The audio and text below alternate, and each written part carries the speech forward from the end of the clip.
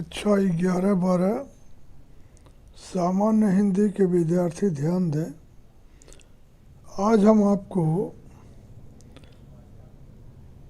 Syllabus में जो निर्धारित पाठ्यक्रम है उसमें रस के अंतर्गत वीर रस और शांत रस की चर्चा करेंगे।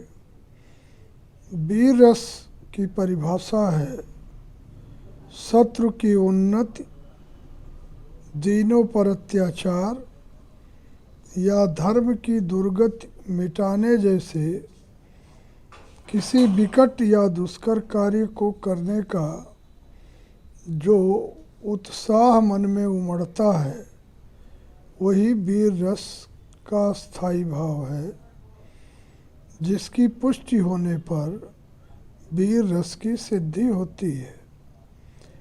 इसके अंग हैं अस्थायी भाव, उत्साह, आलंबन या विभाव, अत्याचारी शत्रु, उद्दीपन या विभाव, शत्रु का अहंकार, रणवाद्य, यश की इच्छा आदि।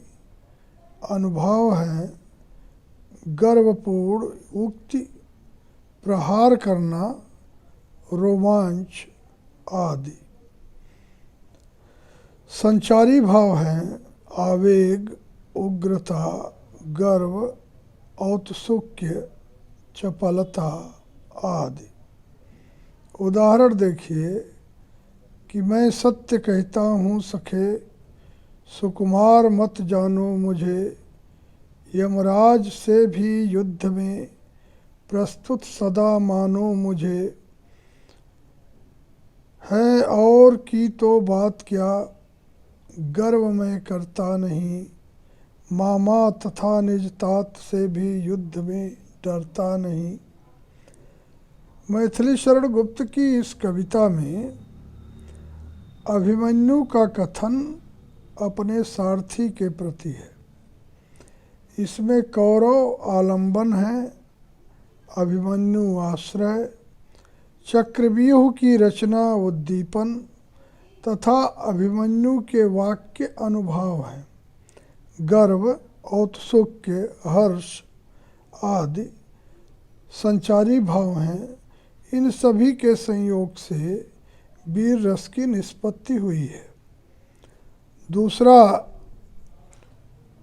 उदाहरण है साज चतुरंग सैन्य अंग में उमंगधारी, सरजा शिवाजी जंग जीतन चलत हैं, भूषण भनत नाद बिहद नगारन के, नदी नद मद गए बरन के रलत हैं। भूषण की इस कविता में प्रस्तुत पद्य में चतुरंगड़ी सेना के प्रयाण का चित्रण है, जिसमें शिवाजी के हृदय का उत्साह स्थायी भाव है, युद्ध को जीतने की इच्छा आलंबन है, नगाड़ों का बजना उद्दीपन है, हाथियों के मद का बहना अनुभाव है तथा उग्रता संचारी भाव है।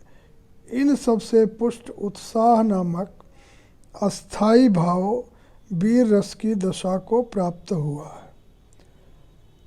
अंतिम रस है पाठ्यक्रम का शांत रस।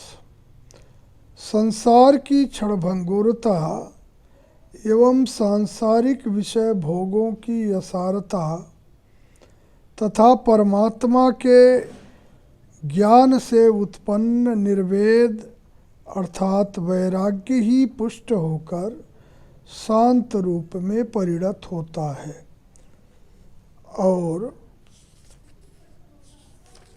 इसका अवयव है अस्थायी भाव निर्वेद या उदासीनता, आलंबन विभाव, संसार की क्षणभंगुरता, परमात्मा का चिंतन आदि।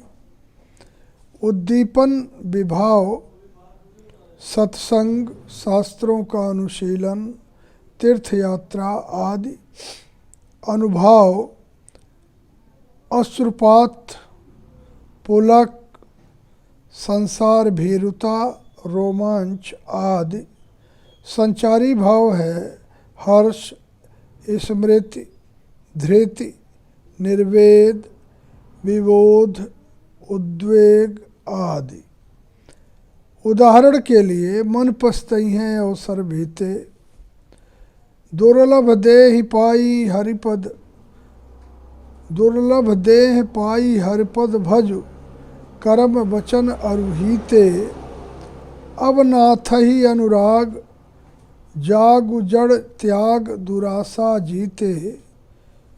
बुझे ना काम अगिन तुलसी, कहु विषय भोग बहु घीते।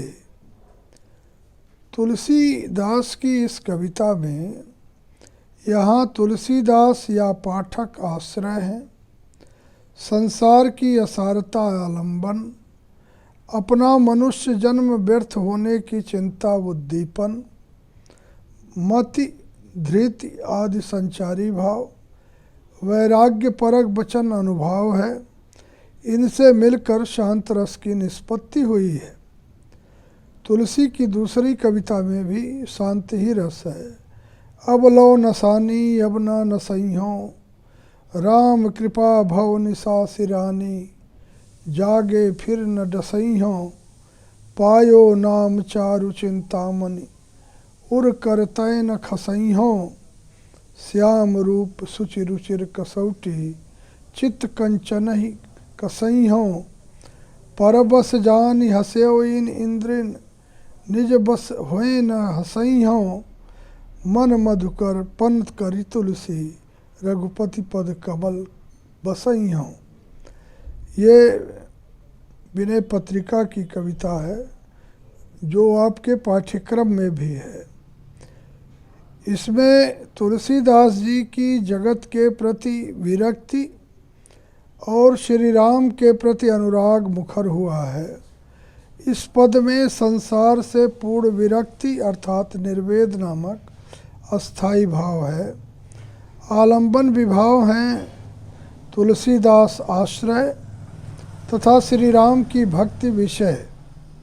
उद्दीपन विभाव है श्री राम की कृपा, सांसारिक असारता तथा इंद्रियों द्वारा उपहास।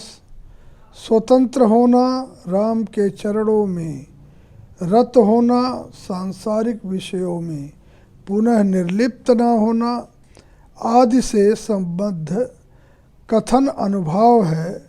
निर्वेद, हर्ष, स्मृति आदि संचारी भाव है।